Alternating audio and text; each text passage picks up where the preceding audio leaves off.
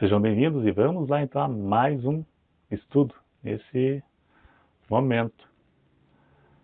É correto cobrar para pregar, como fazem por aí? Aqueles que cobram e aqueles que fizeram do Evangelho um meio de vida, né, até altamente lucrativo, como estes que vemos pela internet ou pela televisão, eles citam algumas passagens da Bíblia para se defender. Mas as passagens citadas por eles, temos que analisar para ver se encaixa na situação deles. Vamos ver. Vamos citar pelo menos duas passagens aqui como exemplo. Eles citam 1 Coríntios 9, verso 14. Assim ordenou também o Senhor aos que anunciam o Evangelho que vivam do Evangelho. Mas viver como? 1 Timóteo 5,18. Lá está escrito que digno é o obreiro de seu salário. Mas de quanto é esse salário? De quanto seria esse salário? O que é salário? É dinheiro? É dólar? É comida? É carro? O que é isso? Já vamos chegar lá.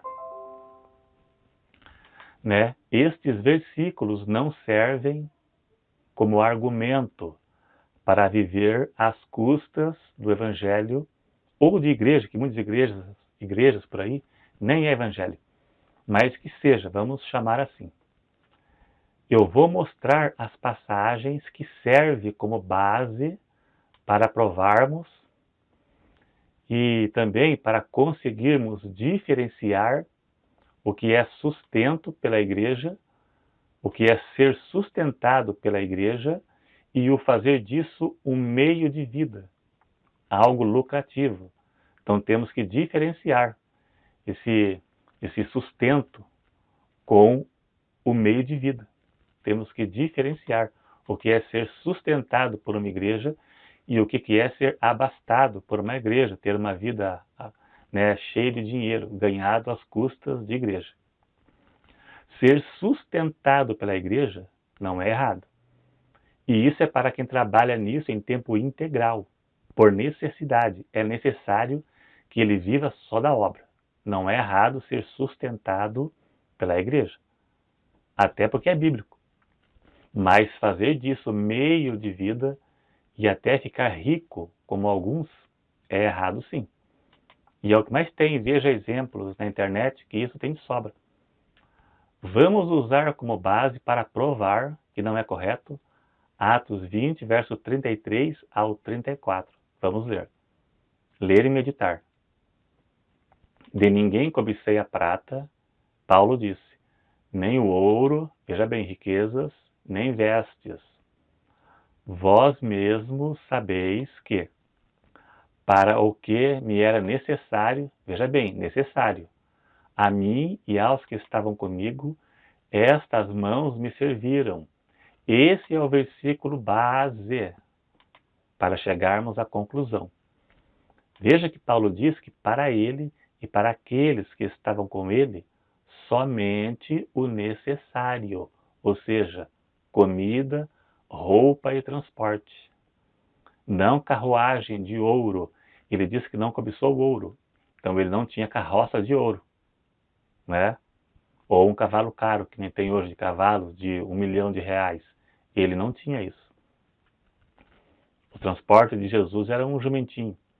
E veja o que Jesus disse para seus discípulos. Mateus 10, verso 9 e 10. Vamos ler.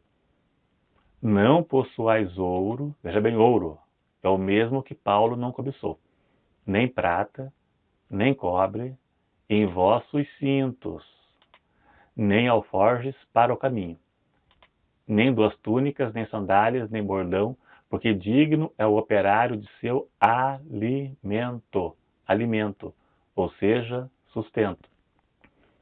Jesus disse que não era para levar suprimentos e nem dinheiro, pois seriam sustentados pelos outros, onde eles se abrigassem.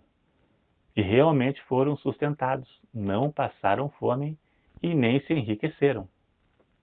Lucas 10, versos 5 ao 7. Vamos ler também. E nem qualquer casa onde entrardes, dizei primeiro, paz nesta casa. E se ali houver algum filho de paz, repousará sobre ele a vossa paz, e se não, voltará para vós. E ficai na mesma casa comendo, veja bem, comendo e bebendo do que eles tiverem, sendo sustentados. Porque digno é o obreiro de seu salário. Agora note uma coisa. Em Mateus 10, verso 10, diz, digno é o obreiro de seu sustento. Sustento. E já em Lucas 10, verso 7, diz salário. E agora? Mas em nada muda quanto o significado, quando analisamos as orientações que Jesus deu aos seus discípulos. E ao relato de Paulo, onde ele disse para ele, onde Paulo diz que para ele e para os demais, somente o sustento. E Jesus também disse para seus discípulos, somente o sustento. Então esse salário aqui é o sustento de Mateus 10, verso 10, é o sustento. Então salário é sustento, sustento. E não isso que vemos em muitas igrejas, que de sustento não tem nada. O que eles ganham dá para sustentar muitas pessoas, né, com o lucro que eles ganham em cima disso. Trabalhos religiosos, convenções, poderia citar nomes aqui, mas não vou não, é chato fazer isso. Né, onde cobram para entrar, para assistir suas palestras, né, tudo antibíblico, é tudo jogada para ganhar dinheiro, para tomar o seu dinheiro. Então, de acordo com a Bíblia, temos a certeza que digno é o obreiro do seu sustento. Salário é sustento e não enriquecimento. Se um pastor ou pregador deseja ficar rico ou ter uma vida abastada, não poderá viver só da obra, como vemos por aí. Quem vive só da obra não pode ficar rico, porque dá o que falar, serve de escândalo, que é o que mais tem hoje. Pregadores que ficaram bem de vida, fizeram disso meio de vida, e são pagos por pessoas sem entendimento. Pessoas, algumas, que foram manipuladas pelos seus pastores, pelos seus líderes religiosos. Veja que Jesus disse, grande é a seara e poucos são os ceifeiros. Nos dias de hoje, os ceifeiros de dinheiro têm que entrar na fila de tanta gente sonhando em virar um pastor. De igrejas por aí, poderia citar nome até. Eu li num site que é o sonho de muita gente virar pastor para ficar bem de vida e ter uma vida abastada e ter estabilidade financeira. Às vezes enviado para outras cidades e ter uma vida boa, carro, plano de saúde, né? Ficar confinado dentro de um templo fazendo proselitismo, né? Virar um falso profeta ou virar um proselitista, fazer prosélito, convencer a pessoa acerca de uma religião, para dizer que a religião dele é certa. Né? Muitos cursos, seminários aí para isso. Né? Poderia citar nomes, mas não precisa. Para divulgar doutrinas da igreja.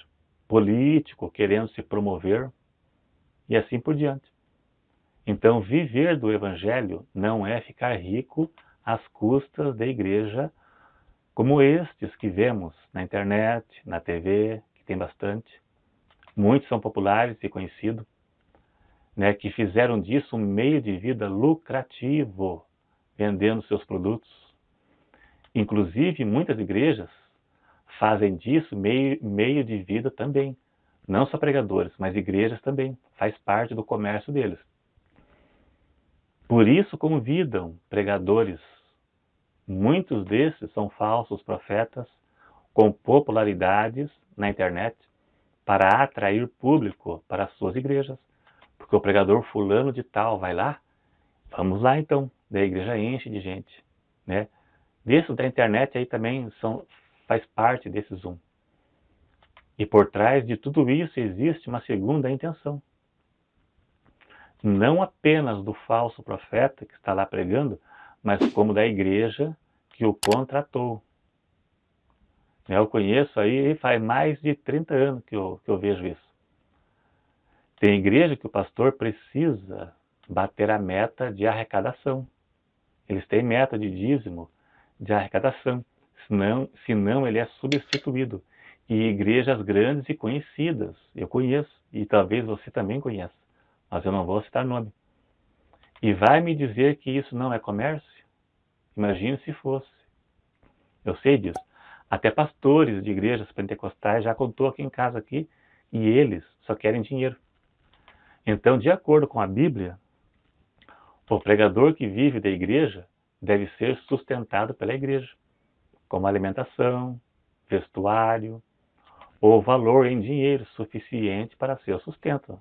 Não quer dizer que ele não possa receber dinheiro, né? Para se sustentar, pagar suas contas, água, luz, telefone, gasolina, né? Isso é pago com dinheiro, né?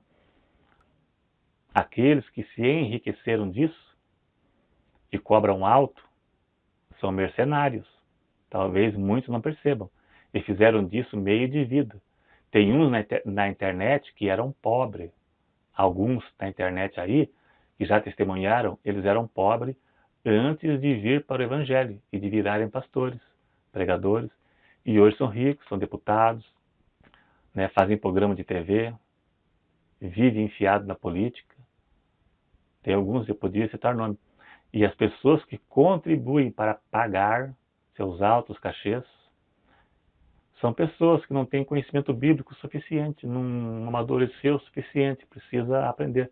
Apesar de toda a informação que temos na internet, mas tem pessoas que não acham que é correto. Então, se você acha que é correto, aí não temos o que fazer, né? Eu não vim aqui para atacar, mas para provar a verdade na Bíblia.